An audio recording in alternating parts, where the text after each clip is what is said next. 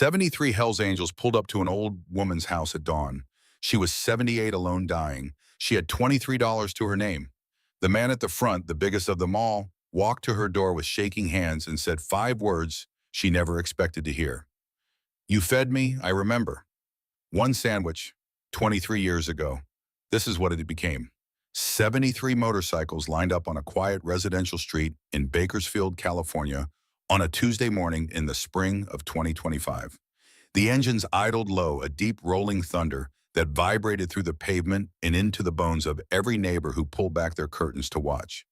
73 men sat on those bikes, leather vests stretched across broad shoulders, patches and emblems catching the early light. They were still. They were silent. They were waiting. At the front of the formation, the largest of them swung his leg over the seat and stood. He was built like a man who had spent his life using his hands wide through the chest, thick through the arms. His dark gray hair was shaved close on the sides and slicked back on top. A beard, white gray and heavy, hung to the middle of his chest. Dense black tattoos, tribal patterns, and Celtic knots covered both arms from wrist to shoulder, disappearing beneath the edges of a sleeveless black leather vest. A red emblem badge sat over his heart. A small gauge piercing glinted on one ear. His hands were enormous, scarred rough from decades of work and weather and violence and repair. But his eyes were something else. His eyes were soft, and right now those eyes were filling with water. He pulled off his sunglasses, his hands were shaking. He walked up the cracked concrete path toward a small house with peeling paint and a sagging porch, and he stopped at the bottom of the steps. The front door opened slowly. A woman stood in the doorway, small and thin, her white hair catching the morning sun. She was 78 years old. She held the doorframe for balance. She looked at the man, then past him, at the 73 silent figures standing on her lawn and her driveway and the street beyond. The man's throat worked, his jaw tightened, and when he finally spoke, his voice cracked on the first word. "You called me kid," he said. "23 years ago, you fed me behind Hadley's Bakery. You taught me how to count change, how to sweep floors. You told me a man is who he protects, and I never forgot. Not once, not for a single day." The woman's hand flew to her mouth. Her eyes went wide. And before she could speak, before she could process the scale of what was standing in her front yard, we need to go back. Back 23 years. Back to when this story began with a paper bag and a woman who never learned how to look away. November 2002, Bakersfield, California, Chester Avenue. Margaret Callahan, who everyone called Maggie, was 55 years old. She had been a widow for 2 years. Her husband, Harold, had died of a heart attack on a Sunday morning in October of 2000, right there in the kitchen, halfway through his second cup of coffee. One moment he was reading the sports section. The next moment he was on the floor, and by the time the paramedics arrived, it was already over. 29 years of marriage ended between one heartbeat and the silence that followed. Harold had been a carpenter, a quiet man with steady hands and a dry sense of humor who could build a bookshelf from scratch or fix a leaking faucet without ever looking at a manual. He left Maggie with a mortgage, a house that needed more repairs than she could afford, an arthritis in both hands that was getting worse every year, and a job at Hadley's Bakery on Chester Avenue that paid $9 an hour. $9 an hour. Think about that for a moment. Think about what $9 an hour means when you are 55 years old and alone, and the furnace makes a sound every winter that you know will eventually become an expensive problem. Think about what it means when you clip coupons, not because you are thrifty, but because you have to. When you buy store-brand everything. When you eat cereal for dinner 3 nights a week because a box of Cheerios costs $1.89, and that is cheaper than anything else in the store that will fill your stomach. Maggie Callahan was not a woman who complained. She was not a woman who asked for pity or sat around waiting for someone to rescue her. She got up every morning at 4:30, drove to the bakery in the dark, unlocked the front door with the key Mr. Hadley had trusted her with for 11 years, turned on the ovens, and started the day. She ran that bakery like it was her own. She knew every regular by name. She knew who liked their coffee black and who needed 2 sugars. She knew which days the deliveries were late and how to stretch the inventory when they were. Mr. Hadley, a gruff man in his 60s who rarely smiled, had once told her she was the only reason he hadn't sold the place 10 years ago. She shrugged it off. But she knew it was true. Her children were grown, a son in Portland and a daughter in Charlotte. They called on holidays, sometimes on her birthday, sometimes not. They had their own lives, their own problems, their own families. Maggie understood. She did not resent them. But the house was quiet in a way that had weight to it, and the evenings were long, and sometimes she would catch herself talking to Harold's empty chair at the kitchen table, telling him about her day, and she would stop mid-sentence and sit in the silence and feel the full measure of what it meant to be alone. But Maggie Callahan had a rule. It was older than she was. Her mother had taught it to her, and her grandmother had taught it to her mother, and it went back further than anyone could remember. The rule was simple, and Maggie had never broken it once in her life. No one leaves hungry if you can help it. That was the rule. That was the line she drew in the sand against a world that was hard and getting harder. It did not matter if she could barely feed herself. It did not matter if her checking account had $23 in it. If someone was hungry and she had food, the math was simple. You gave what you had. You did not calculate. You did not weigh the cost against the benefit. You just did it because that was what decent people did, and Maggie Callahan was above all things a decent person. It was the first week of November when she first saw the boy. The morning was cold. Not Midwest cold, not East Coast cold, but that sharp, high desert cold that cuts through the San Joaquin Valley before sunrise and makes your bones ache if you have been standing too long. Maggie was taking out the trash behind the bakery, her breath fogging in the blue-gray light, when she saw movement near the dumpster. He was crouched behind it, not inside it, not digging through it, just sitting behind it, knees pulled to his chest, watching. He was thin, 14 years old, maybe 15 at most, with dark circles under his eyes, in a jacket that was too thin for the weather, and sneakers with holes worn through the soles. His hands were tucked into his sleeves for warmth.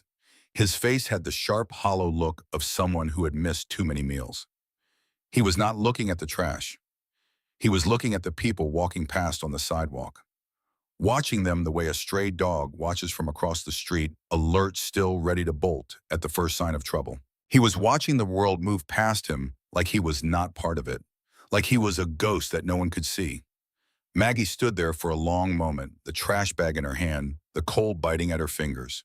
She made a calculation she had made 100 times before in her life. She had $23 in her checking account until Friday. She had the electric bill due. She had the water bill. She had her own mouth to feed. The smart thing, the safe thing, the sensible thing would have been to set the trash in the dumpster, walk back inside, and pretend she had not seen him. But Maggie Callahan had never been good at pretending she did not see things. It was her greatest strength. It was her most expensive habit. And it was about to change the course of two lives in ways that neither of them could imagine. She set the trash bag down. She walked back into the bakery. She came out 2 minutes later carrying a brown paper bag. Inside it was a day-old bagel, half a turkey sandwich from the display case that she had been planning to eat for her own lunch, and a bottle of water. She walked over to the boy, her shoes crunching on the cold gravel, and she held the bag out to him. He stared at it, not at her, at the bag. He stared at it the way you stare at something you do not trust, something that might disappear if you reach for it, something that might be a trap, because in his experience, when people offered you something, there was always a cost. There was always a hook inside the bait. "Go on," Maggie said gently. Her voice was calm, warm, the same voice she used when a child came into the bakery and could not decide between a cookie and a muffin. "It's yours." He took it. His fingers were cold when they brushed against hers. He did not say thank you. He did not say anything at all. He just took the bag and held it against his chest like it was something precious, something fragile, and Maggie turned around and walked back inside. She thought that would be the end of it. She thought she would never see him again. She had no idea that 23 years later, that brown paper bag would bring 73 motorcycles to her front door. He came back the next morning. He was in the same spot behind the dumpster, same thin jacket, same hollow eyes. Maggie brought him another bag, same thing. Day-old bread, whatever she could pull from the display case without Mr. Hadley noticing a bottle of water. He took it without a word. She went back inside. He came back the morning after that, and the morning after that, and every morning for the next 3 weeks. Maggie never asked his name. She never asked where he slept or why he was not in school or what had happened to his parents. She understood in the quiet, intuitive way that some people understand things that asking those questions would break whatever fragile trust was forming between them. He was like a wild animal that had come close enough to eat from her hand, but would bolt at the first sudden movement. So she moved slowly. She spoke softly. She let him come to her on his own terms. After the first week, she started bringing him inside. It started with small things. She had him sweep the floors before the bakery opened, wipe down the tables, take out the trash. She paid him in food, a full breakfast, a sandwich for lunch, sometimes a few dollars if the register had been good that day. She told herself it was not charity. It was common sense. Waste not, want not. The boy was there anyway. Might as well put him to work. But it was more than that, and she knew it. The other employees noticed him. Betty, the woman who worked the afternoon shift, started saving extra cookies for him. Put them in a bag with a napkin, left them on the counter without a word. The baker, a stocky man, everyone called by his last name, taught the boy how to knead dough, how to fold it, push it, feel when the consistency was right, how to know from the texture under your fingers whether the bread would rise properly or fall flat. Even Mr. Hadley, who rarely acknowledged anyone under 30, started nodding when he saw the boy working. Kid's good for business, Hadley told Maggie one morning, watching the boy organize the storage room without being asked. Needs structure, needs someone who gives a damn. Maggie just shrugged. We all need that. But inside something was shifting, something she had not expected. Since Harold died, the bakery had been her purpose, her reason to get up, her anchor. But it was also lonely. The conversations with customers were surface level. The work was repetitive. The days blurred together. And this boy, this quiet, watchful kid who showed up every morning at 6 without fail, who never complained, who worked harder than some adults she had known, had become something she had not felt in 2 years. Connection, purpose, a reminder that small acts of goodness still mattered in a world that often felt too hard and too cold. She noticed his hands one morning when he was repairing the hinge on the bathroom door. Nobody had asked him to fix it. The hinge had been loose for weeks, and the door scraped against the frame every time a customer pushed it open. Maggie had mentioned it to Mr. Hadley twice. Hadley had grunted and said he would get to it. He never did. But the boy found a screwdriver in the storage room, tightened the screws, adjusted the alignment, and the door swung smooth and silent. Maggie watched him work. His hands were steady, precise. The hands of someone who understood how things fit together, who could feel when something was right and when it was not.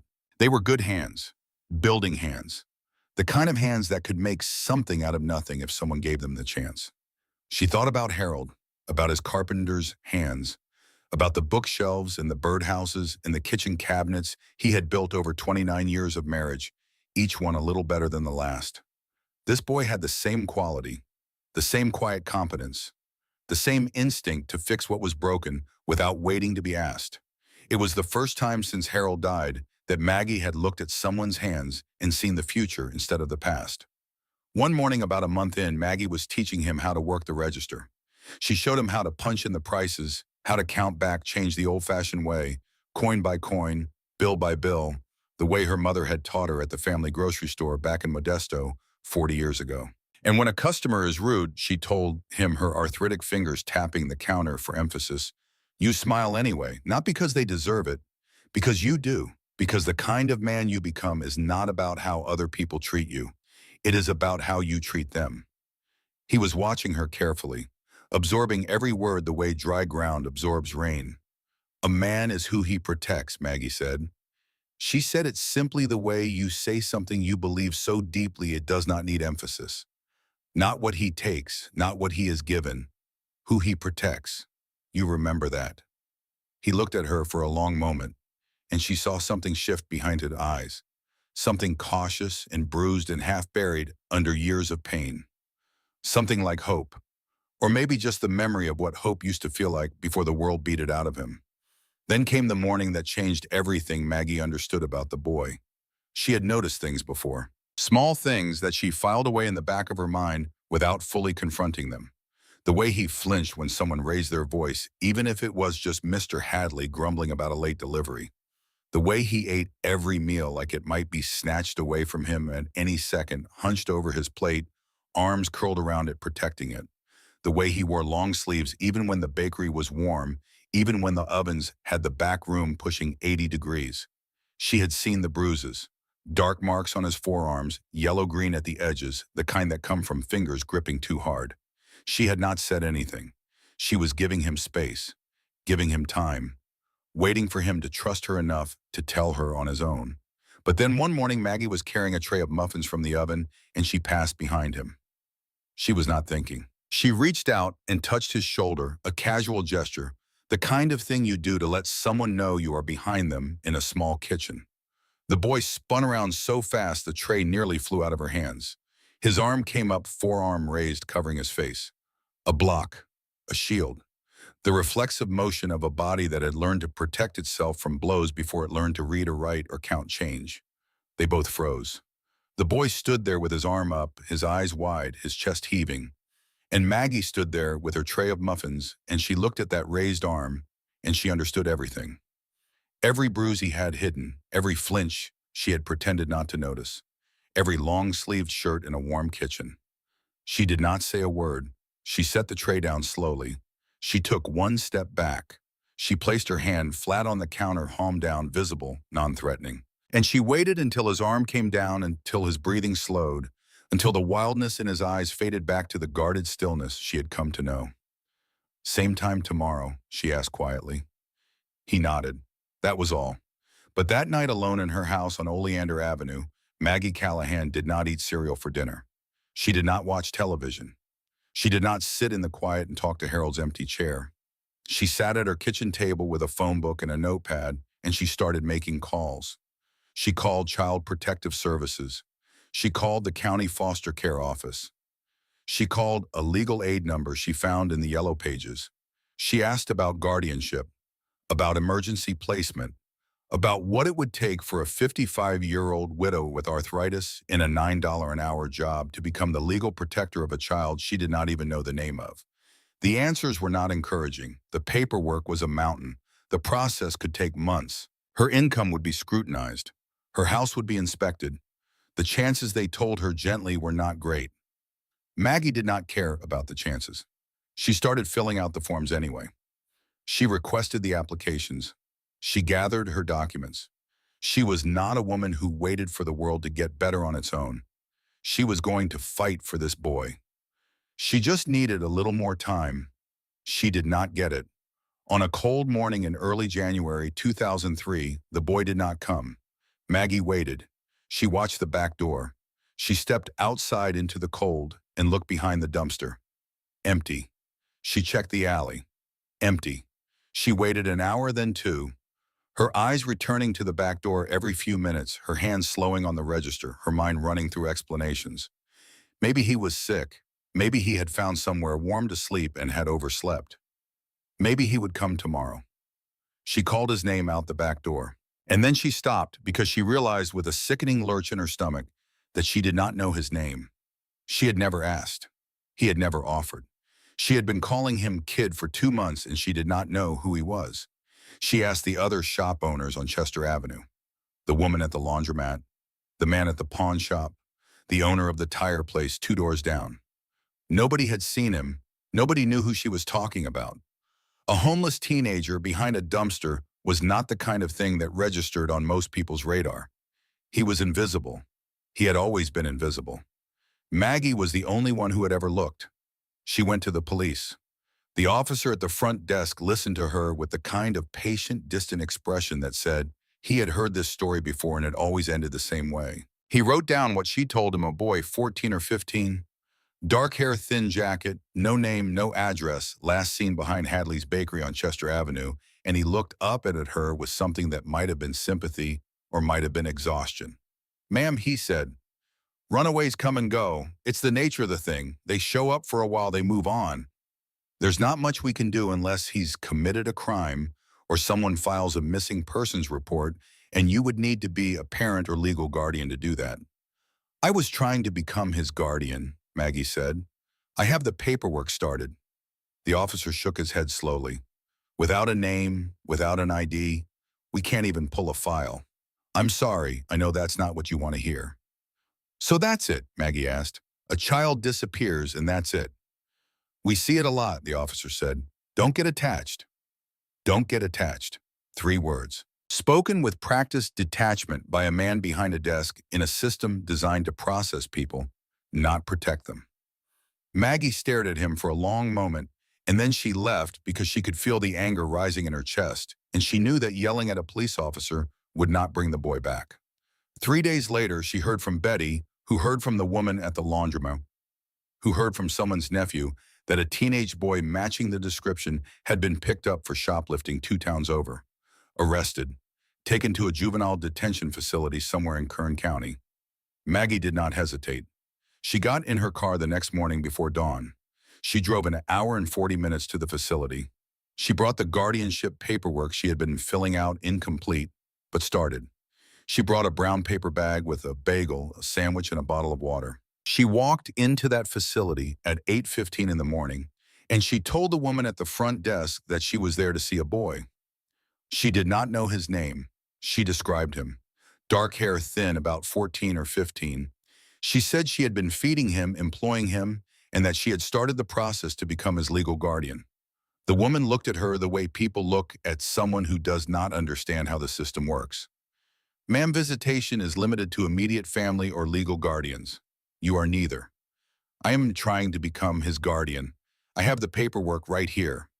Incomplete paperwork is not a legal relationship. I'm sorry, I cannot let you in. Maggie argued. Maggie pleaded. Maggie explained.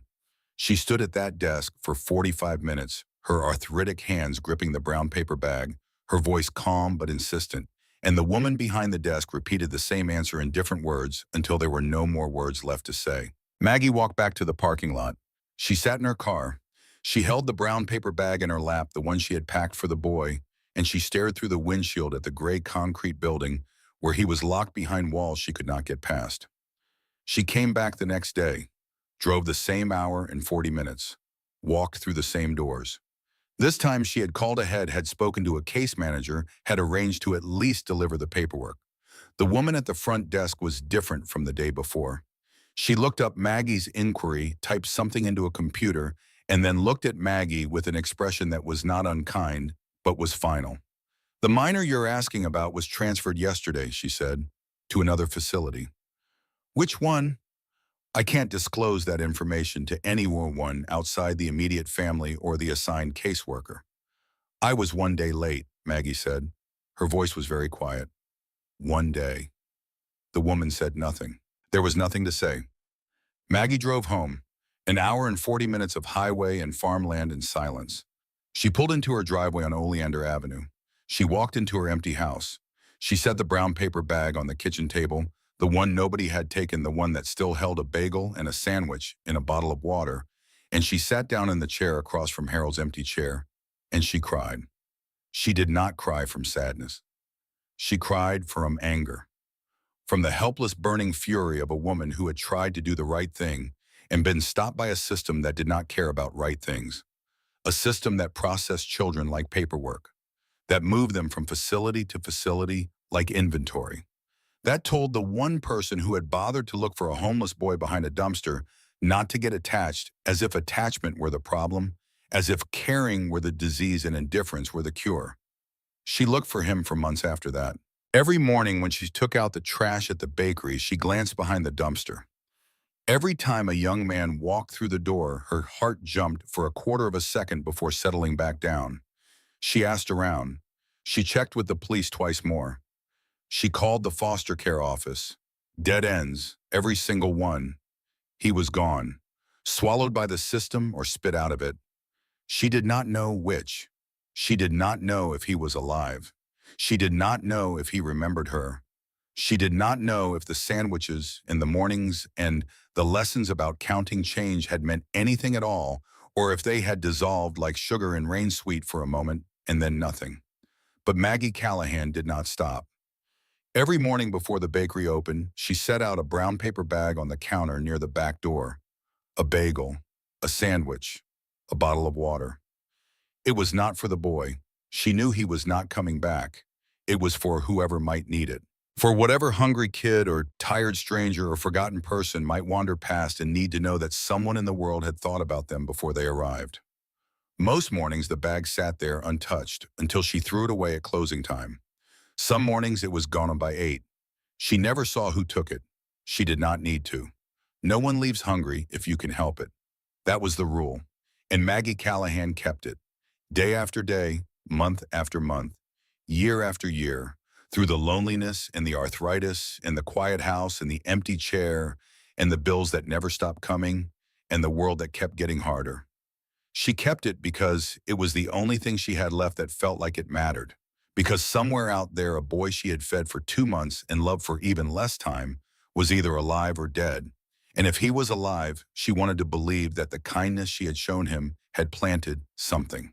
A seed, a memory, a small, stubborn flame that the wind could bend but never quite blow out. She had no way of knowing that she was right. She had no way of knowing that the boy she called Kid had a name, that his name was Colton Briggs, that the night he disappeared he did not run from her. He ran to protect her from something she never saw coming, and that 23 years later, he would bring 73 men to her door to repay a debt that started with a brown paper bag behind a dumpster on a cold November morning in Bakersfield, California. But we will get to that. First, we need to talk about what happened to Colton Briggs after the system swallowed him whole.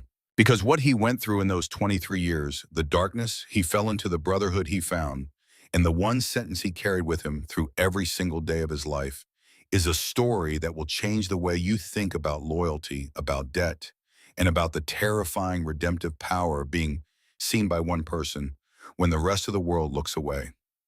Colton Briggs was not his real name, not the one on his birth certificate anyway. The birth certificate said Colton Ray Briggs, born March 14, 1988, at Mercy Hospital in Bakersfield, California. Mother Denise Ann Briggs, age 22. Father Ray Allen Briggs, age 25. 7 pounds 4 ounces. Healthy, normal. A baby like any other baby, wrapped in a hospital blanket, held by a mother who was already using and a father who was already stealing, though neither of those things would show up on the paperwork for years. Denise died when Colton was 10. She overdosed in the bathroom of a motel off Highway 58, and the maid found her the next morning when she went in to clean. Colton was at school when it happened. A woman from Child Protective Services came to the classroom door and spoke to his teacher in a low voice, and his teacher walked over to his desk and told him to gather his things. He did not understand what was happening until they were in the car, and the woman told him his mother was gone, and even then the word gone did not mean what it should have meant, because Denise had been gone for most of his life. Gone into the bathroom for hours, gone for days at a time, gone behind her eyes even when she was sitting right next to him on the couch. Death just made it official. Ray was already in prison by then, had been since Colton was 8. Armed robbery, a liquor store on the south side. He went in with a pistol he had borrowed from a friend, took $240 from the register, and was arrested 6 hours later at his own apartment because he had not bothered to cover the security camera, and the store owner recognized him from the neighborhood. 15 years. Colton visited him twice in the first year, and then stopped because the drive was long and the conversations were short, and his father looked at him through the plexiglass with the desperate, ashamed eyes of a man who knew he had failed but could not say it. After Denise died, Colton entered the foster system. He was placed with a family in Delano. They lasted 4 months. Then a family in Wasco. 3 months. Then a couple in Shafter who had 2 other foster kids and a German shepherd that growled at everyone. 6 months there. Then another home. Then another. 5 placements in 2 years each one. A different kitchen, a different bedroom, a different set of rules that he had to learn fast and forget faster. The last family was in East Bakersfield. The father's name does not matter because what matters is what he did, and what he did was drink. He drank after work. He drank on weekends. He drank on holidays. And when he drank, his hands got heavy and his voice got loud and the house got small. There were 3 other foster kids in that house, and they had all learned the same survival skill. Make yourself invisible. Stay out of the way. Read the temperature of the room the moment you walk in, and if the temperature arm is wrong, find a door. Colton was 12 when he found his door. He packed a backpack in with 2 shirts, a pair of jeans, a toothbrush, and a bag of trail mix he had stolen from the pantry, and he climbed out the window at 3 in the morning and walked until the sun came up. He had been on the streets for 2 years before he found Maggie's dumpster. 2 years. Think about what 2 years means for a child on the streets. Think about what it does to the wiring in your brain when every meal is uncertain and every sleep is shallow and every stranger is a potential threat. Think about what it teaches you about trust, about hope, about the basic human expectation that someone somewhere gives a damn about whether you live or die. 2 years of sleeping under bridges and in parks and behind dumpsters. 2 years of learning to be invisible because invisible meant safe, invisible meant trouble. And then Maggie Callahan walked out of a bakery with a brown paper bag, and for 2 months the world did not feel like a war. She never knew why he left. She spent years wondering, blaming herself, replaying those last mornings in her mind, searching for something she might have said or done that drove him away. She imagined 100 reasons. She never imagined the real one. The night before Colton disappeared, he was sweeping the stockroom after closing. The bakery was dark except for the light over the back counter. Maggie had gone home an hour earlier. Mr. Hadley was in his office doing paperwork. Colton was alone with the broom and the quiet and the smell of bread and the closest thing to peace he had ever known. He heard the voice before he saw the man. It came from the alley, loud, slurred, a voice he knew in his bones, the way you know the sound of a slamming door or the whistle of a belt cutting through air. His foster father, drunk, walking down Chester Avenue, calling a name Colton had not heard in months, calling his name. Colton pressed himself against the wall of the stockroom and looked through the small window that faced the alley. The man was stumbling past the dumpster 50 feet from the back door of the bakery, shouting at the darkness. He had probably been looking for weeks. Maybe someone had told him a kid matching Colton's description had been seen around Chester Avenue. Maybe he wanted the foster payment back. Maybe he wanted something worse. It did not matter. What mattered was this: if Colton stayed, the man would find the bakery. He would find Maggie. He would walk in one morning at 6 and there would be a scene, and Maggie, who was 55 and arthritic and weighed 130 pounds, would be standing between a drunk man with heavy hands and a boy who had already caused her enough trouble. Colton could not let that happen. He left that night, not because he wanted to, not because the streets were calling him back, not because he did not care. He left because Maggie had taught him one thing that mattered more than food or shelter or warmth. She had taught him what it meant to protect someone. And the only way he knew how to protect her was to disappear. He never went back. The shoplifting arrest came 3 days later. 2 towns over. Colton had not eaten in 48 hours. The hunger had moved past the growling stage and into the stage where your hands shake and your vision blurs and your body starts making decisions that your mind would normally overrule. He walked into a corner store, took a bag of beef jerky, a candy bar, and a bottle of Gatorade and walked out. The owner caught him before he reached the sidewalk. Total value $7.53. The police were called. Charges were filed. Colton spent 3 weeks in a juvenile detention facility in Kern County. Cold concrete, metal bunks, the smell of industrial cleaner and sweat, and something underneath both that he could never identify but would never forget. A smell like trapped things, like air that had been breathed too many times. His cellmate was a kid named Brody Skaggs, 17 years old, wiry, fast-eyed. A knife scar ran across his collarbone, thick and white, and he wore it like a badge. Brody had been in and out of the system since he was 9. Juvenile hall, group homes, short stints in foster care that ended badly. He had the flat, empty gaze of someone who had stopped expecting anything from the world a long time ago. "You get used to it," Brody told him on the first night. They were lying on their bunks in the dark, the fluorescent light in the hallway casting a pale bar across the ceiling. The trick is not to care about anything, about anyone. The second you care, you give them something to take from you, and they always take it.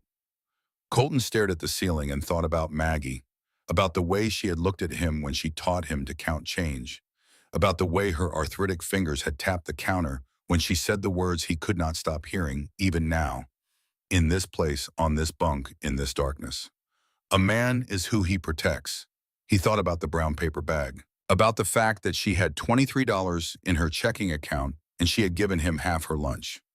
He thought about the morning she touched his shoulder and he had raised his arm to block a blow that never came, and how she had not flinched, had not pulled away, had just set the tray down and asked him if he would be back tomorrow. Brody was wrong. The trick was not to stop caring. The trick was to care so fiercely that the world could not beat it out of you. But knowing that and living it were two different things. When Colton got out, he had nothing. No family, no address, no Maggie. He tried to find her, walked Chester Avenue for hours. But Bakersfield's east side was a sprawl of strip malls and gas stations and bakeries that all looked the same. And when you are 15 and hungry and scared, the geography of the world becomes unreliable. He asked people if they knew a woman named Margaret who worked at a bakery. They looked at him like he was crazy. He could not remember the name of the bakery, could not remember the exact block. The mornings there had been warm and safe and golden, and everything outside of them was gray and indistinguishable.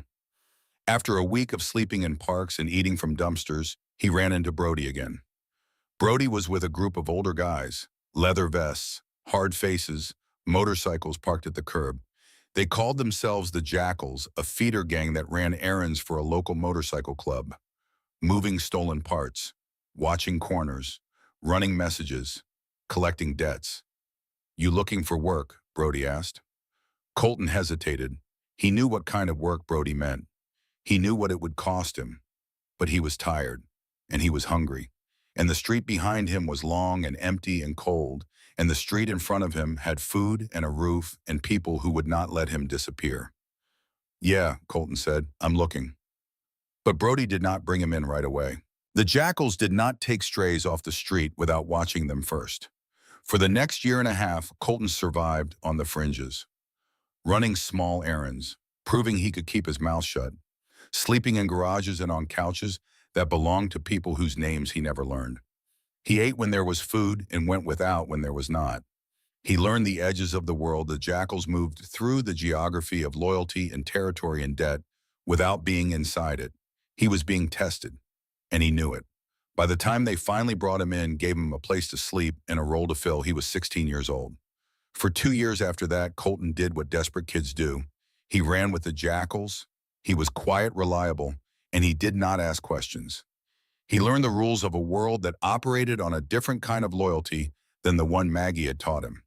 In this world, loyalty meant silence. It meant taking a beating for someone else's mistake without complaint. It meant watching things happen that turned your stomach and keeping your mouth shut because opening it meant something worse would happen to you. He learned to fight. He learned to ride. He learned to read people to know when someone was lying, when someone was about to run, when someone needed to be reminded of the order of things. He got a reputation, not for being violent, for being solid. The kind of guy who showed up when he said he would. The kind of guy who did not panic when everything went sideways. But there was a night that almost broke him. Colton was 18. The Jackals had been hired to collect a debt from a man who owed money to someone higher up the food chain. A small-time dealer who had been skimming product and thought no one would notice. They found him outside a bar in Oildale, stumbling to his car, half drunk and alone. There were 3 of them, one of him. It was not a fight. It was a message. They dragged him into the alley behind the bar. They held him down, and they beat him. Not to kill, to educate. Fists into ribs, boot heels into kidneys. Open hands across the face that sounded like firecrackers in the narrow space between the buildings. The man stopped fighting after 30 seconds, stopped making sounds after a minute. But they kept going because the message was not for him. The message was for everyone who would hear about what happened in that alley. Colton stood 6 feet away. He did not throw a single punch. He did not kick. He did not hold the man down. He just stood there, frozen, his heart hammering, his hands shaking at his sides, watching a man get beaten into silence and doing nothing to stop it. Afterward in the car, one of the older guys turned to him. His knuckles were split and bleeding. He was smiling. "You're one of us now," he said. "You don't walk away from this. You understand." Colton nodded. But inside something had cracked. Not because he had participated, because he had not stopped it. Because he had stood there with 2 functional hands and 2 working legs and a voice in his throat, and he had done nothing. And the woman who had taught him that a man is who he protects would not have stood there. She would have stepped forward. She would have said something. She would have been brave in the way that only people who have nothing left to lose can be brave. Colton was not brave that night, and the distance between who he was and who she had told him he could be felt like a canyon that was getting wider every day. Would she even recognize him now? The question haunted him. Late at night, when the adrenaline faded and the noise died down and he was alone with his thoughts in whatever room or garage or flop he was sleeping in, the question came back. Not as words, as a feeling. A hollow ache in his chest that no amount of food or money or brotherhood could fill. A year later, the answer almost became permanent. Brody Skaggs got arrested. Not for petty theft this time. Armed robbery, a gas station on the south side of Bakersfield. He went in with a pistol he had borrowed from a friend. He took $312 from the register. He was arrested 4 hours later at his apartment because he had not bothered to wear a mask, and the security camera caught his face in perfect clarity. The details hit Colton like a freight train. A borrowed gun, a register, an arrest at his own place because he was too reckless to cover his tracks.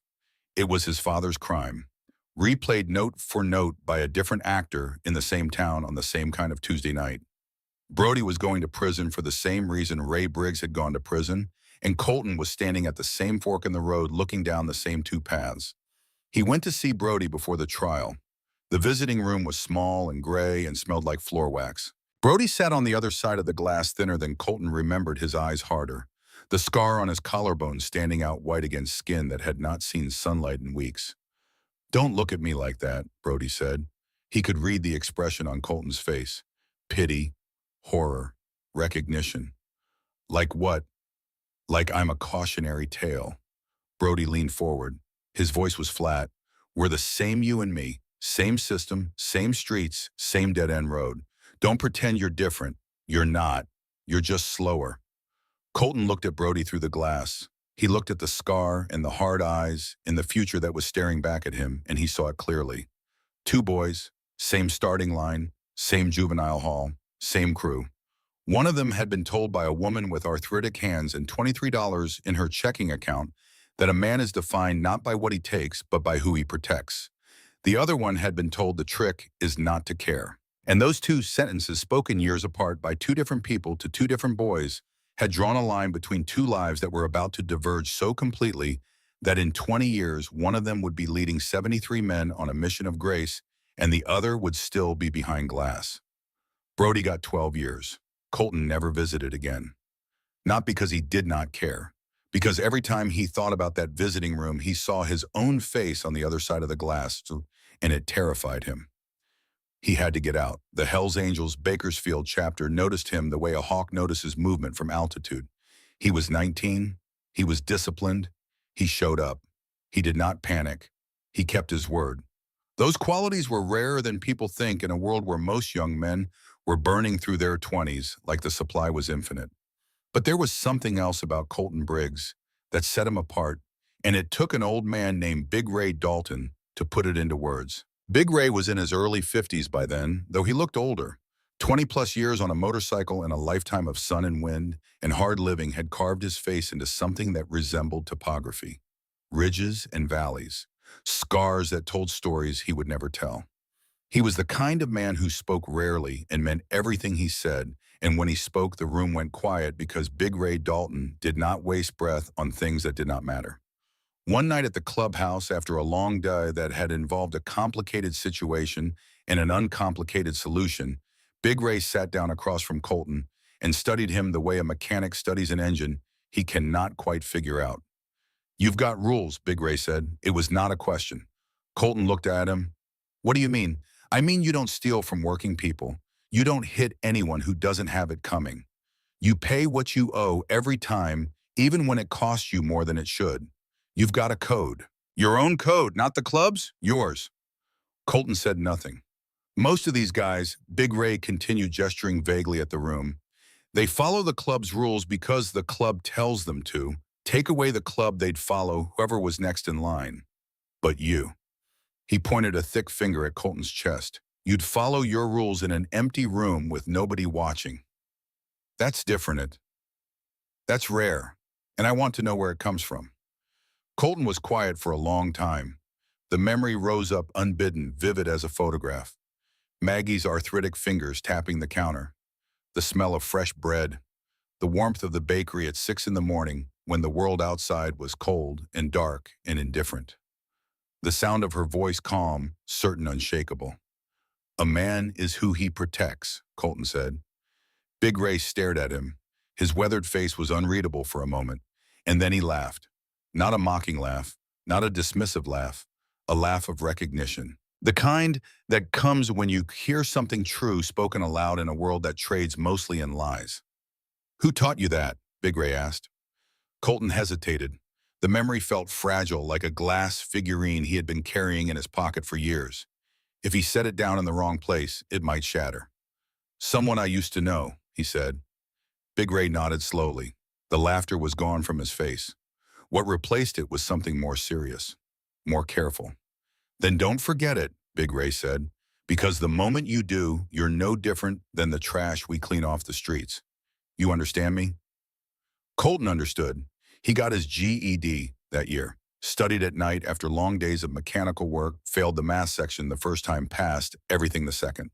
He started welding. He was good at it, patient, precise, steady hands that could hold a bead straight across a seam without trembling. Hands that Maggie had once looked at and said could build something if someone gave them the chance. He started talking to the younger guys in the club about staying out of stupid trouble, about thinking long-term, about protecting the people who mattered instead of just taking what you could get. Some of them listened. Some of them did not. But the ones who did, the ones who wanted more than just survival, started looking up to him. And slowly, quietly, Colton became someone the club respected. Not because he was the toughest or the meanest, but because he was solid, reliable, a man who kept his word, a man who protected his brothers. By the time he was 24 in 2012, Colton Briggs was a full-patch member of the Hells Angels. He had a trade, he had brothers, he had a code that predated the club and would outlast it. He had become the kind of man that other men looked to when things went wrong, not because he was the loudest or the toughest, but because he was steady. Because he kept his word. Because when he said he would be there, he was there. But he had never stopped looking for Maggie. He searched the way a man searches for something he is afraid he invented. Phone books, old directories, long drives through Bakersfield's east side scanning storefronts for a bakery he could barely remember, looking for a face he was terrified he had idealized beyond recognition. He asked around. Nobody knew a Margaret who ran a bakery on Chester Avenue. Nobody remembered a woman who fed homeless kids out of her own paycheck. He did not know that Hadley's Bakery had closed in 2010, that Mr. Hadley had retired when his health gave out, and the building was leased to a cell phone repair shop that went under 2 years later and was now a vacant storefront with a faded "for lease" sign in the window. He did not know that Maggie had moved on to a cashier job at a grocery store, then to retirement, then to a small, quiet life on Oleander Avenue that was getting smaller and quieter every year. He did not know that she was sick. In 2021, at 74 years old, Maggie Callahan was diagnosed with stage 3 breast cancer. The diagnosis came on a Thursday in September, delivered by a doctor who spoke in the careful, measured tones of a man who had given this speech many times. Aggressive, treatable, going to be on a hard road. She listened without interrupting, asked 3 questions, wrote down the answers on the back of a grocery receipt, and drove herself home. She told no one. Her son in Portland did not find out for 6 weeks. Her daughter in Charlotte did not find out for 2 months. Maggie did not hide it out of shame or denial. She hid it because there was nothing anyone could do from 1,000 miles away except worry, and worry without action was just noise, and Maggie Callahan had no use for noise. She went through chemotherapy. She lost her hair. She lost 22 pounds. She lost the strength in her hands, the steadiness in her legs, the ability to stand for more than 20 minutes without needing to sit down. The treatments drained her savings, the co-pays, the prescriptions, the gas money for the drive to the oncology center in Fresno, the follow-up scans, the blood work. It added up the way water adds up behind a dam, silently, relentlessly, until one day the dam is gone and there is nothing left. The cancer went into remission in early 2023, but the damage was done.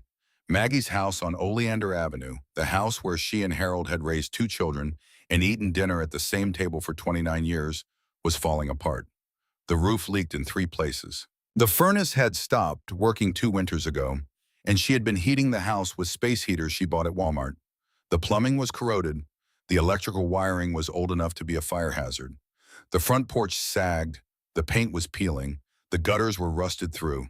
She could not afford to fix any of it. She was living on Social Security, $1,243 a month. After the mortgage, the utilities, the insurance, and the medical bills that were still trickling in, she had enough left for food. Barely. She ate 1 meal a day, sometimes 2 if she found a good sale. She clipped coupons with the same arthritic hands that had once taught a homeless boy how to count change. She was drowning, quietly, privately. The way proud people drown with their mouths above the water and their arms at their sides because they would rather go under than ask someone to throw them a rope. And then Carl Jessup knocked on her door. It was a Tuesday afternoon in late January of 2025.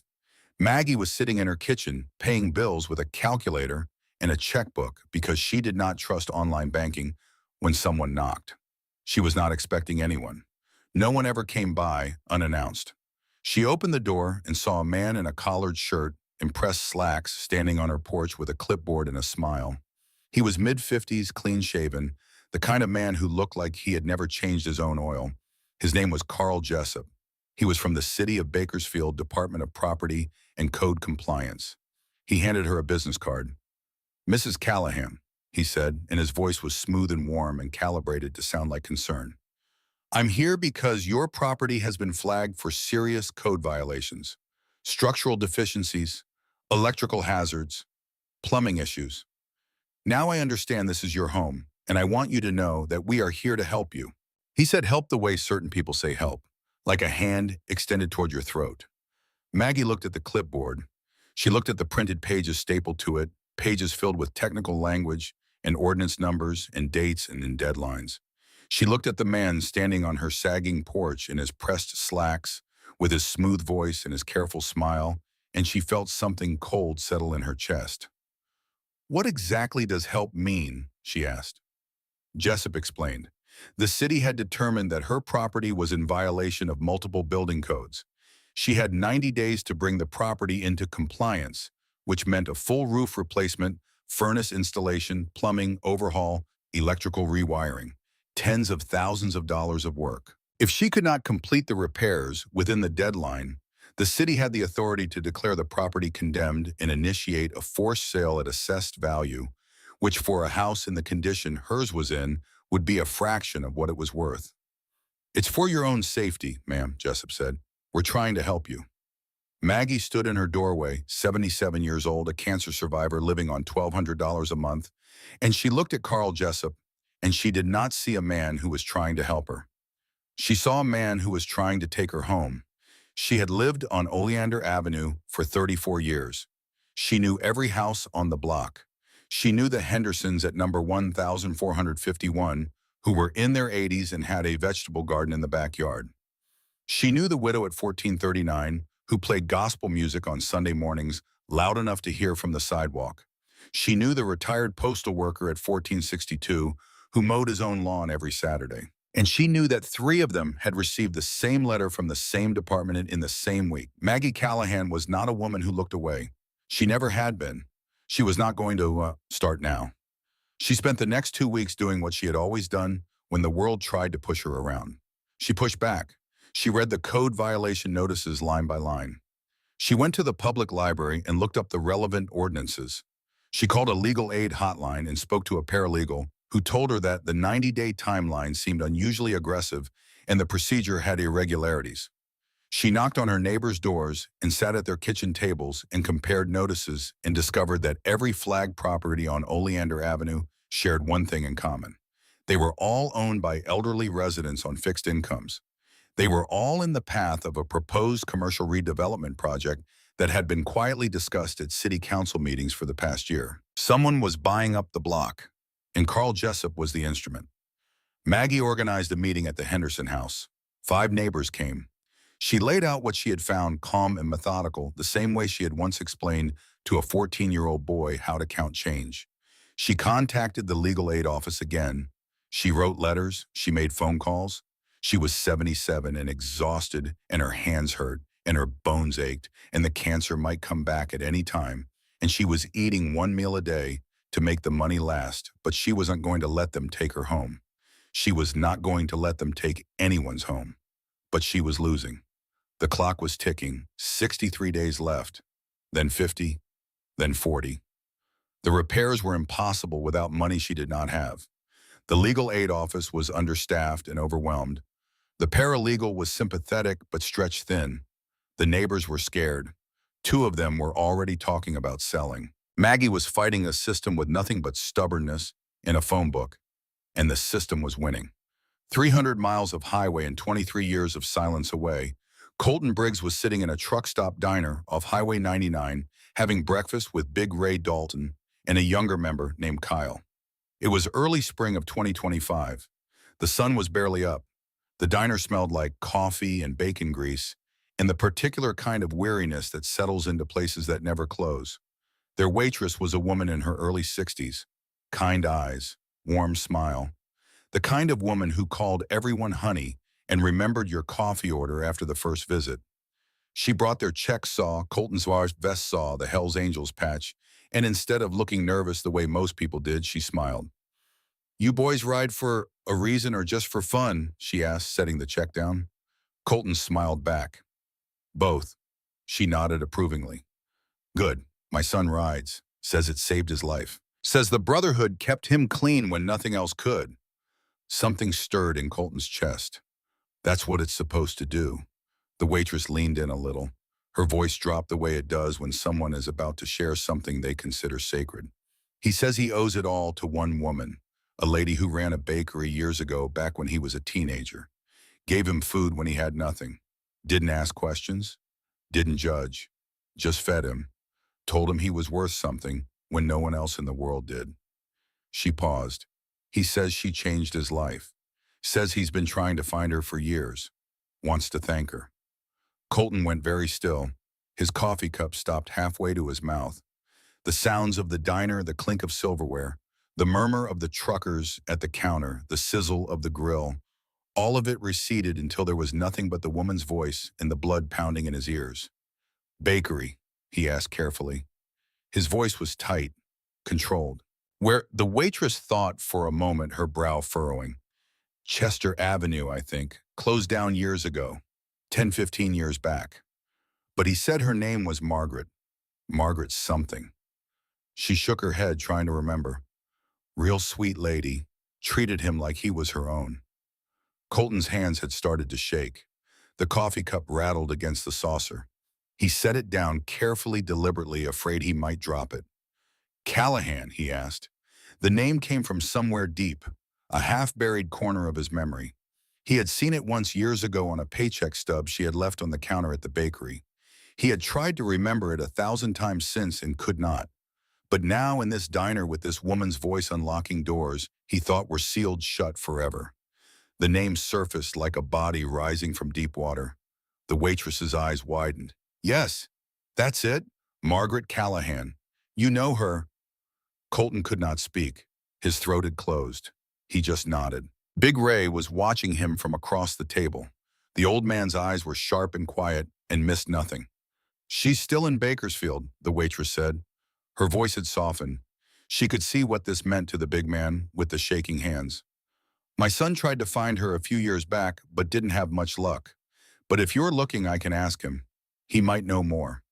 Colton found his voice. It came out rough, raw, like something that had been locked in a box for 2 decades and was not sure how to work anymore. "Please." The waitress squeezed his shoulder. A maternal gesture. A Maggie gesture.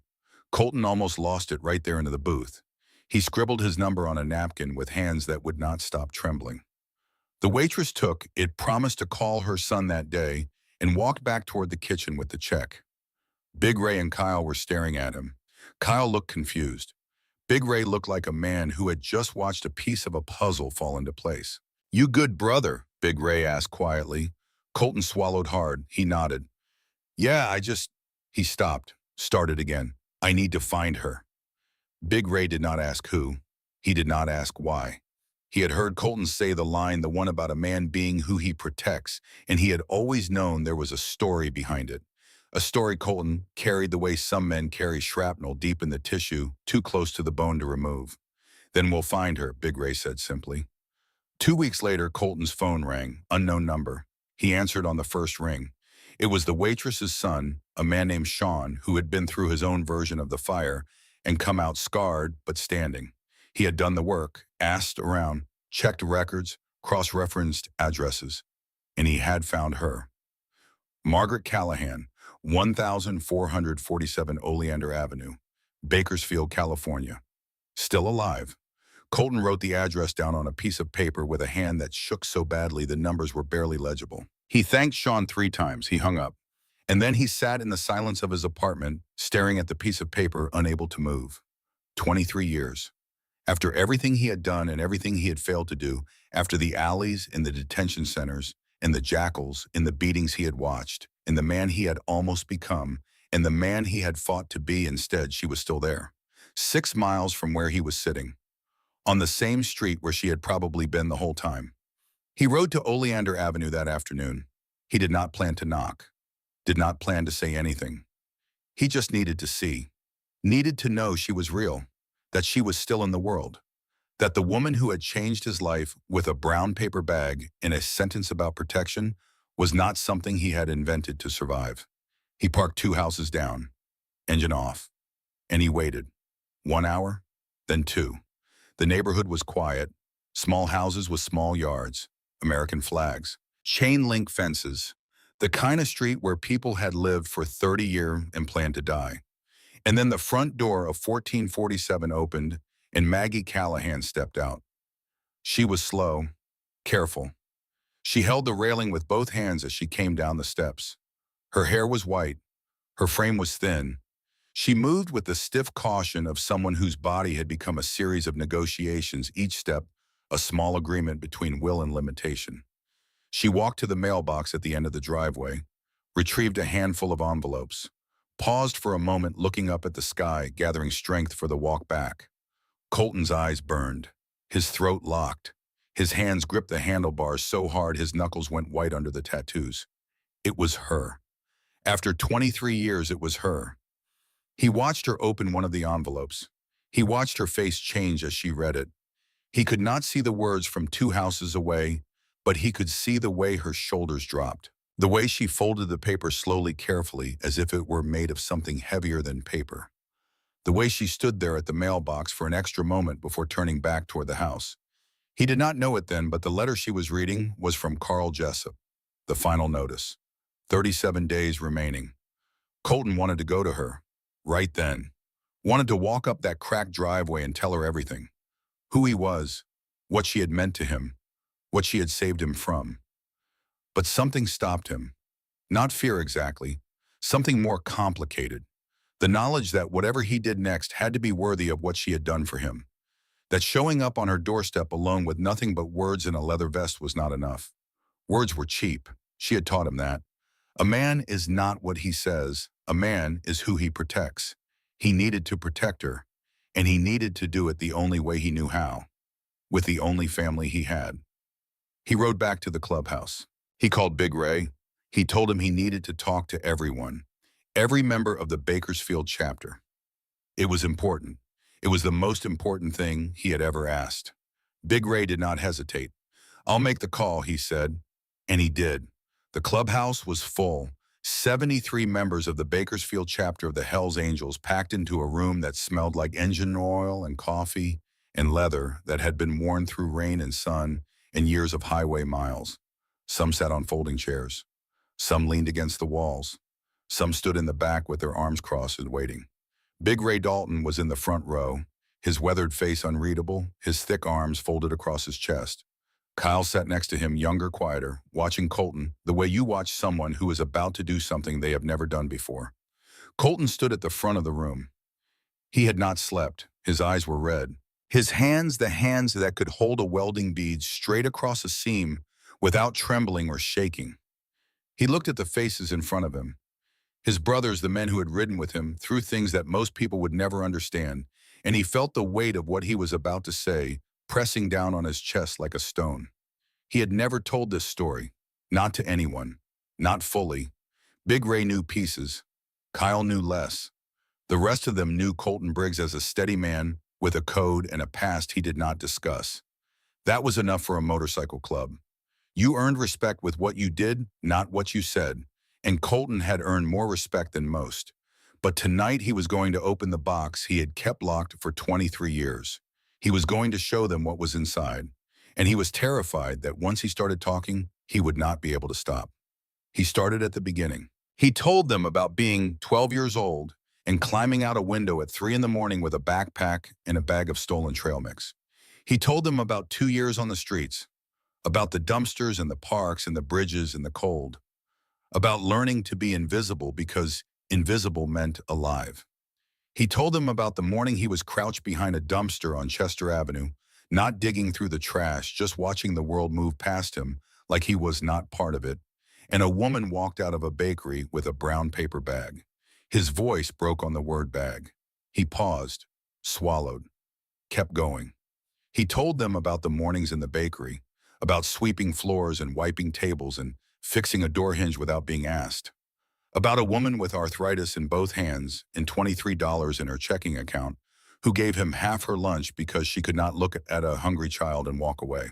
He told them about the cash register and the coffee and the way she smiled at customers even when they were rude and how she taught him to do the same. He told them about the bruises he had hidden under long sleeves and the morning she touched his shoulder and he raised his arm to block a blow that never came and how she did not flinch, did not pull away, did not ask him to explain. She just set the tray and asked if he would be there tomorrow. He told them what she said. The sentence, the one that had lived inside him for 23 years like a second heartbeat. A man is who he protects, Colton said. Not what he takes, not what he's given. Who he protects. The room was silent, not the restless silence of men waiting for a point. The heavy held breath silence of men who were hearing something true. He told them why he left, about the foster father on Chester Avenue drunk calling his name, about the decision he made at 15 years old to disappear, because disappearing was the only way he knew how to protect the one person who had ever made him feel like he mattered. He told them about the juvenile detention center and the corner store and the $7.53 worth of food that had cost him everything. He told them about Brody Skaggs and the glass partition and the words that had almost become his future. We are the same, you and me. He told them he was not the same, that he was standing here in this room in front of his brothers because one woman with nothing had given him everything, and the only reason he had not ended up behind glass like Brody was because her voice was louder than the street. And then he told them what he had learned. She's 78 years old, Colton said. His voice was raw, stripped, the voice of a man who had removed every wall he had ever built and was standing in the open. She had cancer, stage 3. She fought it alone because her kids don't come around. She beat it, but it took everything she had. Her house is falling apart. She can't afford to fix it. She's eating one meal a day, and there's a man from the city, a man named Carl Jessup, who is trying to take her home. He told them about the code violations, about the 90-day deadline, about the developer buying up Oleander Avenue one elderly homeowner at a time, about the way the system was being used as a weapon against a woman who had spent her entire life giving everything she had to people who had nothing. He stopped. He looked at them. 73 faces, some hard, some scarred, some carrying stories as heavy as his own, but all of them listening, all of them still. I need your help, Colton said. His voice was steady now, clear. The trembling was gone. What replaced it was something solid and unshakable, the voice of a man who had found the reason he had been building toward for 23 years. Not for me, for her. I need us to show her what she built. I need us to protect her. Because that is what she taught me to do. And if we don't, then everything she gave me, everything she gave all of us, because I would not be standing here without her, none of it means anything. Silence. Big Ray Dalton stood up. He was the oldest man in the room and the most respected. When Big Ray stood, people paid attention. When Big Ray spoke, people listened. He had been riding since before most of these men were born. He had buried friends and broken bones and crossed lines and held lines and done things he would answer for when the time came. But he had never looked at Colton the way he was looking at him now. "When do we ride?" Big Ray asked. The words landed like a hammer on an anvil. Simple, final, absolute. Colton looked around the room. He saw nods. He saw jaws set. He saw the same fire he had seen 100 times before. When the club came together for something that mattered, the same focus, the same quiet intensity, the same unspoken agreement that moved through the room like electricity through a wire. "Tuesday morning," Colton said. His voice was thick. "I want every bike on her street. I want her to see what she built. I want her to know that what she did mattered." They organized it like a military operation. Everyone had a role. Everyone knew the plan. Big Ray coordinated the formation. Kyle handled logistics. Holt Morrow, who ran a construction company, started making calls about materials and equipment. Jolene Pratt, a registered nurse married to one of the members, began researching oncology specialists and follow-up care options. No publicity, no cameras, no media. This was not for show.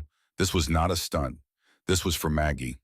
Tuesday morning came the way all important mornings come, too fast and too slow at the same time. 73 motorcycles assembled at the clubhouse before dawn.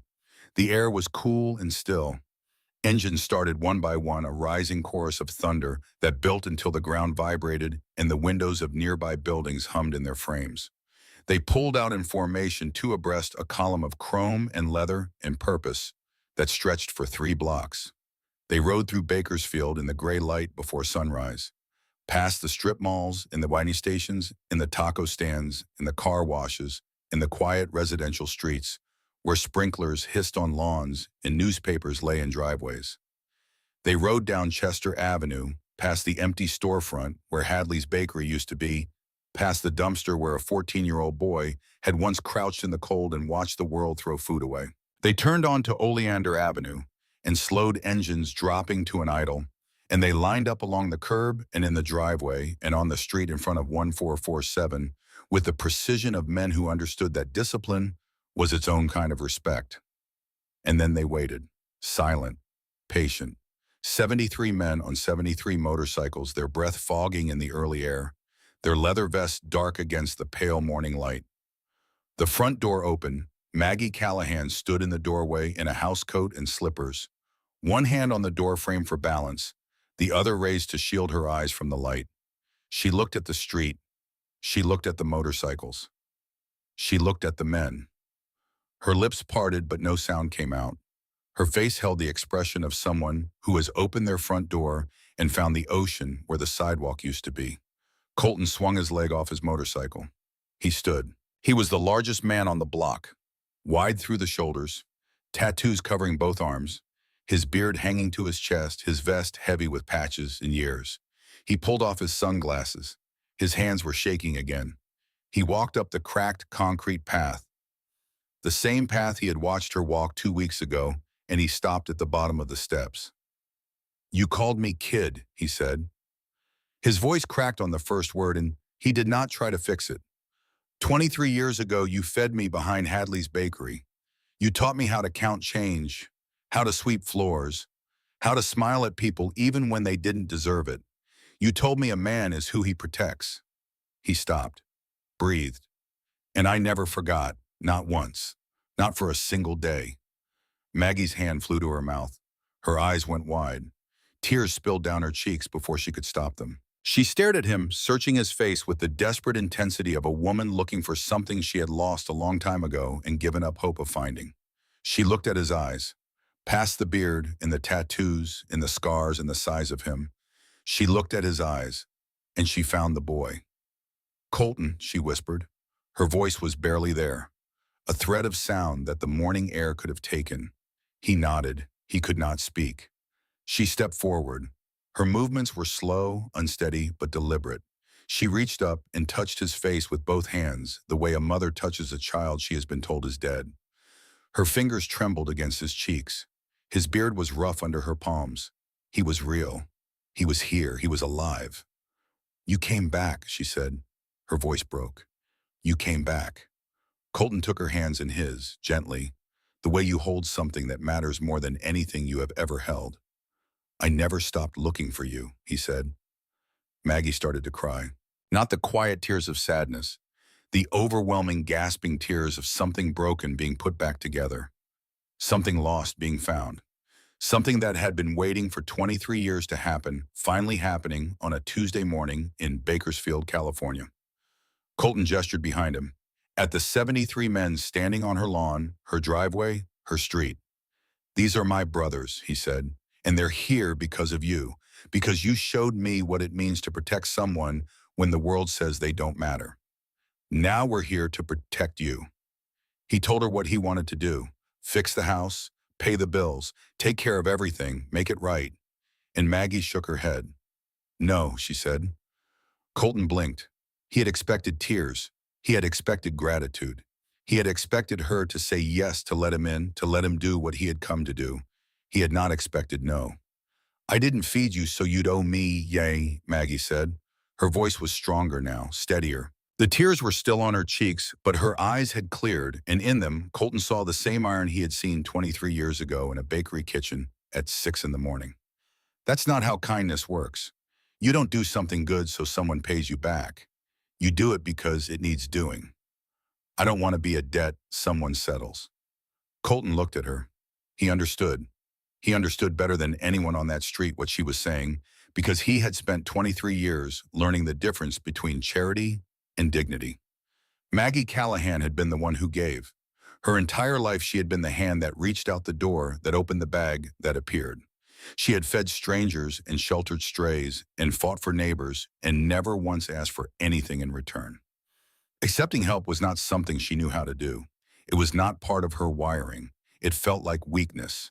It felt like surrender. It felt like becoming the kind of person she had spent her whole life taking care of. And that terrified her more than the cancer, more than Jessup, more than the leaking roof and the broken furnace and the 37 days ticking down to nothing. Colton did not argue. He did not push. He sat down on the step beside her, his big frame settling onto the concrete with a creak, and he was quiet for a moment. The 73 men behind them stood still, patient, waiting. They had all day. They had all year. They had as long as it took. You taught me a man is who he protects, Colton said finally. His voice was low, private, just for her. Let me protect you, please. Maggie looked at him. She looked past him at the men on her lawn. She saw Big Ray, old and weathered, and standing with the easy patience of a man who had nowhere else to be. She saw Holt Morrow with his work boots and his carpenter's hands. She saw Jolene Pratt with a medical bag over her shoulder. She saw Kyle, young enough to be her grandson, standing at attention like a soldier who had found his post. They were not there to settle a debt. They were not there out of obligation or guilt or pity. They were there because a 14-year-old boy she had fed behind a dumpster had grown into a man who had told them a story, and the story had mattered. They were there because kindness, real kindness, the kind that costs you something, does not disappear. It moves. It multiplies.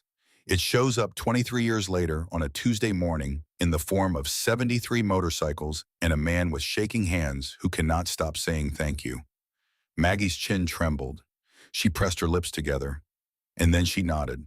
But she held up one finger the way she used to hold up one finger at the bakery when she had something important to add. Not just my house, she said. The whole street. There are other people here, Colton. The Hendersons at 1451, they're in their 80s. Doris at 1439, she's alone. Walt at 1462, he just had a hip replacement. They all got the same letters I got. They're all scared. If you're going to do this, you do it for everyone. Colton stared at her, and despite everything, despite the tears and the exhaustion and the 23 years of guilt and longing and loss, he almost laughed. Because of course she would say that. Of course the woman who had given her lunch to a homeless kid when she had $23 in her checking account would look at 73 men offering to save her life and say save them too. Yes, ma'am, he said. They started that morning. Big Ray's crew took the roof first. They were up on the shingles by 9, pulling off 20 years of rot and damage, the sound of hammers and pry bars ringing through the neighborhood like a declaration. Neighbors came out on their porches first, curious, then confused, then cautiously hopeful, as word spread down the block. Holt Morrow drove a flatbed truck loaded with lumber shingles, PVC pipe, and electrical wire, and he backed it into Maggie's driveway and started unloading before anyone told him where to put it. Carl Jessup arrived on the second day. He pulled up in a white sedan with city plates and sat in the car for 5 minutes, looking at the motorcycles lining both sides of the street, the men on the roof, the extension cords and sawhorses and tool belts. Then he got out clipboard in hand and walked up the driveway with the same smooth stride and the same careful smile he had worn the first time. "I'm going to need to see a building permit," Jessup said to the first man he encountered, which happened to be Big Ray, who was carrying a bundle of shingles on his shoulder like it weighed nothing. Big Ray set the shingles down. He looked at Jessup the way a man looks at a fly that has landed on his arm during a meal, with patience, with mild curiosity, with the awareness that the fly does not understand the situation it is in. "Talk to the man at the door," Big Ray said and went back to work. Jessup found Colton on the front porch reviewing a list with Holt. He introduced himself. He showed the clipboard. He cited ordinances and permit requirements and deadlines. His voice was still smooth, still warm, still calibrated to sound reasonable. But there was something underneath it now that had not been there when he was talking to a 78-year-old woman alone. Something uncertain. Something that recognized that the math of the situation had changed. "This work requires permits from the city," Jessup said. "I'm going to have to issue a stop work order until the proper paperwork is filed." Colton did not raise his voice. He did not step forward. He did not flex or threaten or posture. He looked at Jessup with calm, flat eyes, and he pulled out his phone and dialed a number. "Mr. Jessup," Colton said, "this is our attorney." The attorney's name was Whitfield. He was not a biker. He was a 61-year-old property lawyer from Fresno who had handled real estate disputes for 3 decades and who had agreed to take Maggie's case pro bono after Colton explained the situation. He had spent the previous week reviewing every document Jessup had served to the residents of Oleander Avenue, and what he found was enough to make a man who had spent 30 years reading fine print raise his eyebrows. The code violation notices had procedural errors. The timeline calculations were wrong. The inspection reports referenced standards that did not apply to residential properties of that age and classification. The notices had been served without the required 15-day preliminary warning, and the assessed values offered for the forced sale option were significantly below market rate, even accounting for the condition of the properties. Whitfield explained all of this to Jessup on speakerphone standing in Maggie's driveway with Colton holding the phone and Big Ray standing 3 feet away with his arms crossed. Jessup's smile faded. Not all at once. Gradually, the way color fades from fabric left in the sun. He listened. He took notes. He said he would need to review the findings with his department. "You do that," Whitfield said. "And while you're reviewing, you should know that Mrs. Callahan and 4 of her neighbors have agreed to file a joint complaint with the County Inspector General's office regarding irregularities in the code enforcement process on Oleander Avenue. We've also submitted a public records request for all communications between your department and Ridgeline Development Partners regarding properties on this street." Jessup left. He did not come back. 3 weeks later, the code violation notices for every property on Oleander Avenue were rescinded. The investigation into the connection between the Department of Property and Code Compliance and Ridgeline Development Partners was opened, and according to the legal aid office that Maggie had first called months earlier, was expected to result in disciplinary action.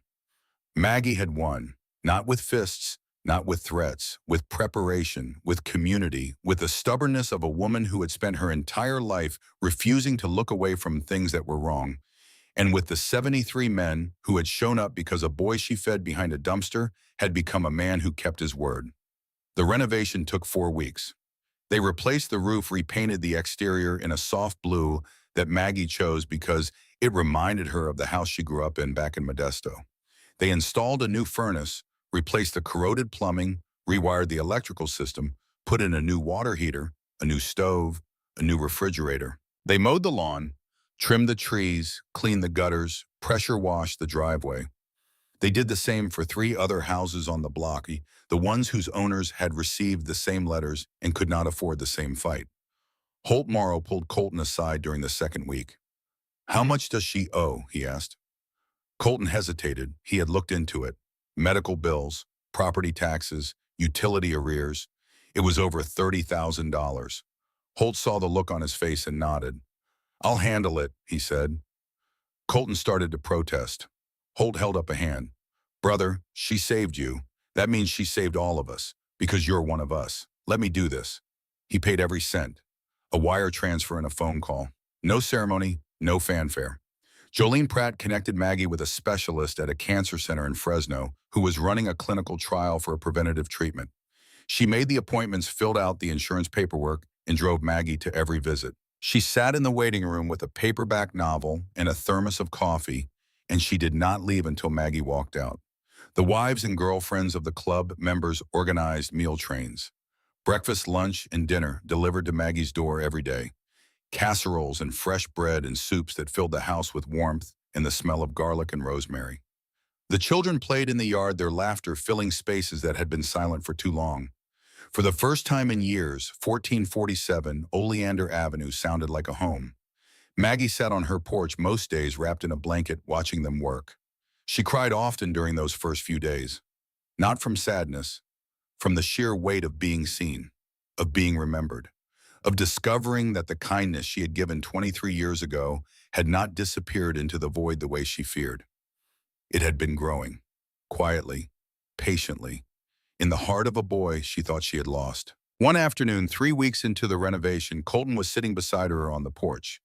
They had been drinking coffee in silence, watching Big Ray argue with Kyle about the proper way to hang a gutter when Maggie asked the question she had been carrying for 23 years. "Why did you leave?" Colton looked down at his hands. Rough, scarred, calloused from welding and wrenching and years of gripping handlebars on long roads. They were not the hands of a 14-year-old boy anymore, but they were the same hands. The ones she had looked at in the bakery kitchen and said could build something if someone gave them the chance. "I was scared," he said finally. "You made me feel like I mattered. And I didn't know what to do with that. Nobody had ever." He stopped, started again. "I thought if I stayed, I'd ruin it. I thought I'd bring something bad to your door. I thought the best thing I could do for you was disappear." He paused, then he told her the rest. About the foster father on Chester Avenue. About the drunk voice in the alley calling his name. About the decision he made that night to leave, not because he was running from her, but because he was running from the only threat he knew how to handle by drawing it away. "I left to protect you," Colton said. "It was the only way I knew how." Maggie was quiet for a long time. The sounds of the renovation filled the space between them. Hammers, a drill, laughter from somewhere in the backyard, the scrape of a ladder against the side of the house. "I drove to the detention center," Maggie said. Colton looked at her. "The day after you were arrested, I drove an hour and 40 minutes. I had the guardianship paperwork with me. It wasn't finished, but I'd started it. I'd been filling it out for weeks." Her voice was steady, but her hands were tight in her lap. "I brought you a bag, a brown paper bag, bagel sandwich water, the same thing I always brought you." Colton's throat closed. "They wouldn't let me in," Maggie said. "Told me I wasn't family. I wasn't a legal guardian. I was just a woman with a paper bag and some forms I hadn't finished filling out. I went back the next day. They told me you'd been transferred. They wouldn't tell me where." She turned to look at him. Her eyes were clear and bright and fierce. "I was one day late, Colton. One day.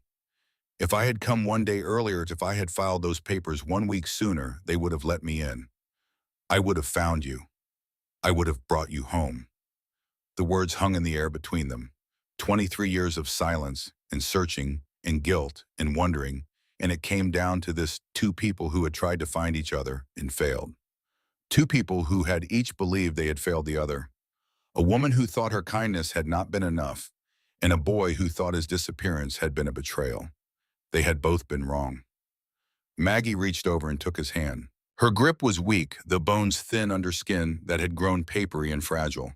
But her hold was steady. "You could never have ruined it, Colton," she said. "You were just a boy trying to survive." "I'm not that boy anymore," Colton said. His voice was thick. Maggie smiled. It was the same smile he remembered from the bakery. Warm, certain. The smile of a woman who saw something in you that you could not see in yourself. "No," she said. "You're the man I always knew you'd be. Strong, loyal, kind. You protect people. That's who you are. That's who you've always been. Something broke loose inside Colton Briggs on that porch, a weight he had been carrying for 23 years.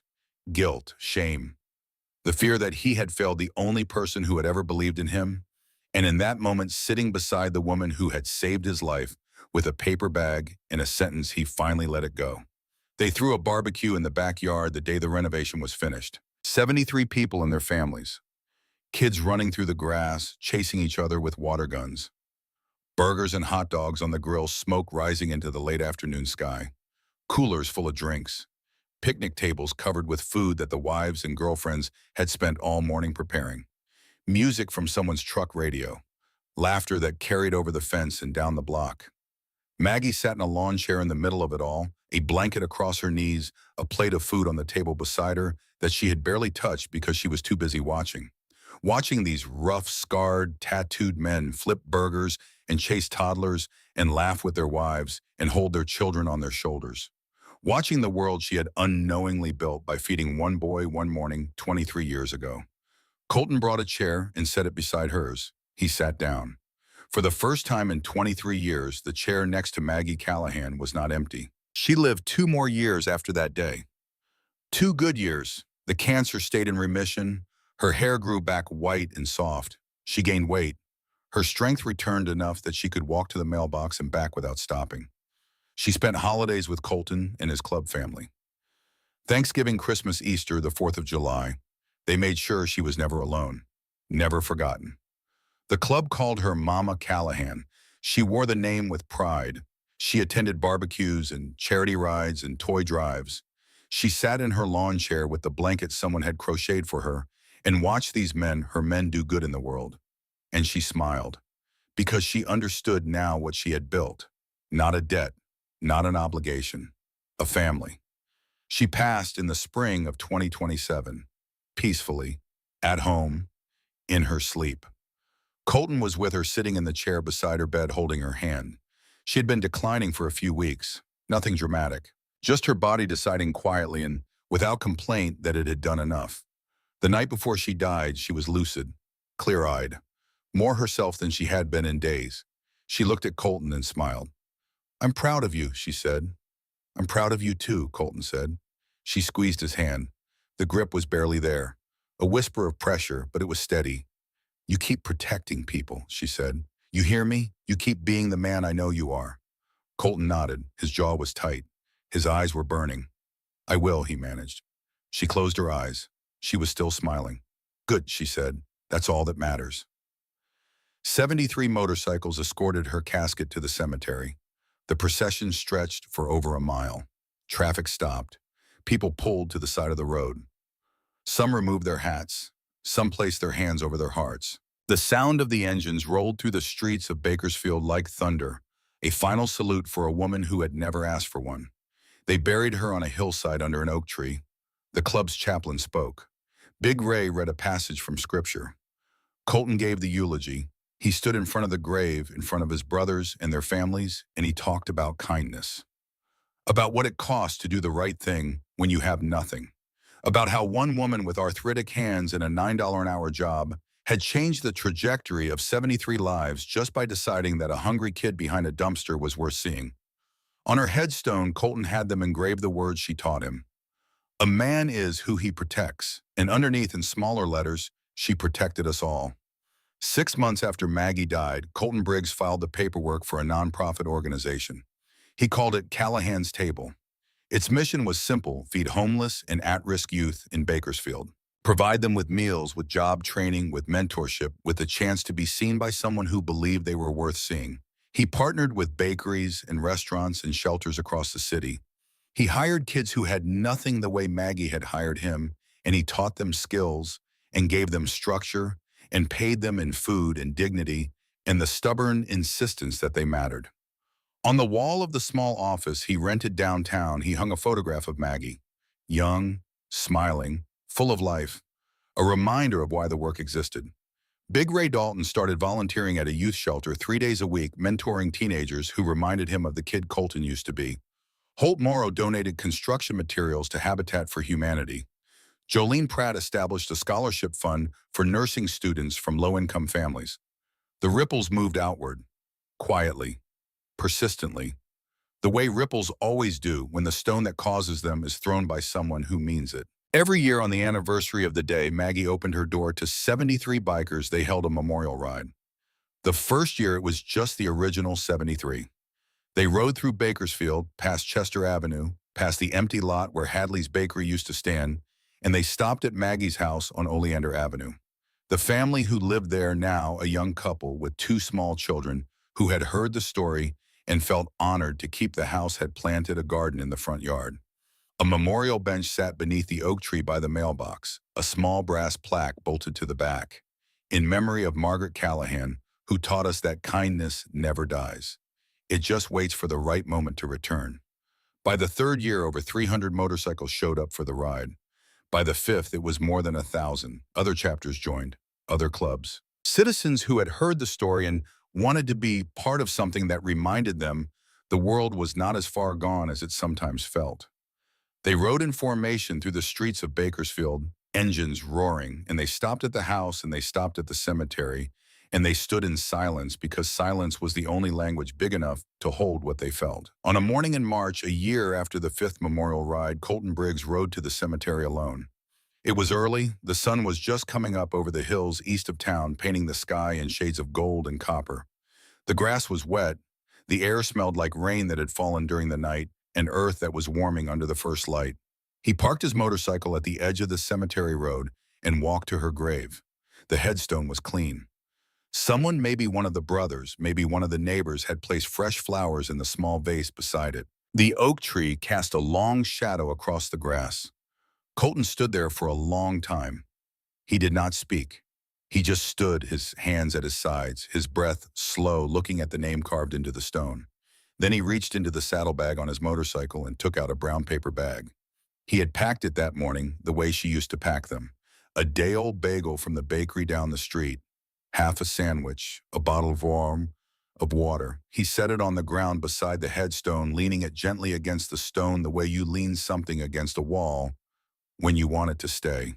He looked at the bag. He looked at the name. He looked at the words. A man is who he protects. She protected us all. No one leaves hungry, Colton said quietly, if you can help it. He stood there a moment longer. The morning was silent except for the birdsong in the oak tree and the distant sound of a truck on the highway. Then he turned and walked back to his motorcycle. He swung his leg over the seat. He started the engine. The sound rolled across the cemetery, low and steady, a heartbeat made of steel and fire. And Colton Briggs rode into the morning carrying with him the weight and the grace and the unshakable truth of a lesson he had learned 23 years ago from a woman who had nothing to give except everything that mattered.